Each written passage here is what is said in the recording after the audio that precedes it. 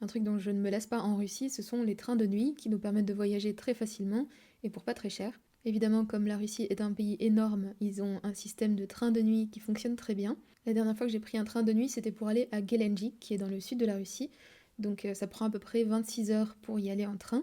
Donc évidemment, on passe la nuit dans le train. Déjà pour réserver ses billets, on peut aller sur le site qui s'appelle Yandex Travel. C'est le site que j'utilise le plus souvent en Russie puisqu'il permet de réserver non seulement des trains mais aussi des avions et des hôtels. Et je le trouve très pratique et très confortable. Donc il y a plusieurs options pour les trains de nuit. Il y a soit l'option qu'on appelle en russe Platskart, qui est une option moins chère mais aussi moins confortable. Donc on dort dans un wagon qui est plus ou moins ouvert avec un couloir central, 4 couchettes d'un côté, 2 couchettes de l'autre, mais il n'y a aucune porte dans tout le wagon, à part bien sûr pour les sanitaires. Donc c'est plus bruyant évidemment. Une option un peu plus chère et un peu plus confortable, ce sont les coupés.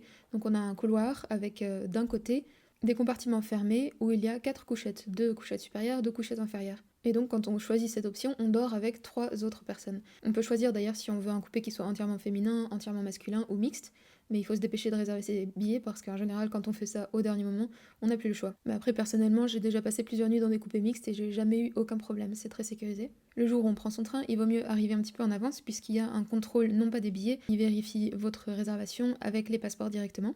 Il y a des trains plus ou moins luxueux, d'ailleurs en général quand le numéro du train est plus proche de 0, c'est souvent un train de plus haut de gamme. Et les trains qui sont à 2 étages sont toujours, d'après mon expérience, confortables, contrairement aux trains qui sont à un étage. En général, les wagons sont toujours organisés plus ou moins de la même façon. Donc à l'entrée, on a la cabine du conducteur ou du contrôleur qui reste disponible et présent dans le wagon pendant toute la durée du voyage. Il y a aussi très souvent de l'eau chaude pour se faire du thé, et on peut acheter un petit peu à manger. C'est plutôt rudimentaire, donc c'est plutôt des pâtes toutes faites ou des sachets de thé, mais ça peut dépanner. Ensuite, il y a le couloir avec les couchettes, et tout au bout du couloir, des sanitaires.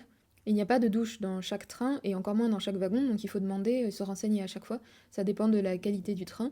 Et en général, il faut payer 200 roubles, quelque chose comme ça, donc ça fait à peu près 2 euros pour prendre une douche. Normalement, les trains sont propres et les gens sont plutôt bien élevés. Moi, j'ai jamais eu de mauvaise expérience dans un train de nuit en Russie et j'en ai pris, je pense, 30, plus de 30. Le pire qui me soit arrivé, ce sont des voisins trop bavards ou des voisins qui ronflent, parce que c'est sûr qu'au bout de 10 heures avec eux, c'est fatigant. Donc voilà, moi je trouve que c'est un moyen idéal de voyager facilement, puisque c'est pas très cher. Je peux prendre mon train le vendredi soir, passer 2 jours dans une petite ville à quelques centaines de kilomètres de Moscou, et revenir le lundi matin pour reprendre le travail.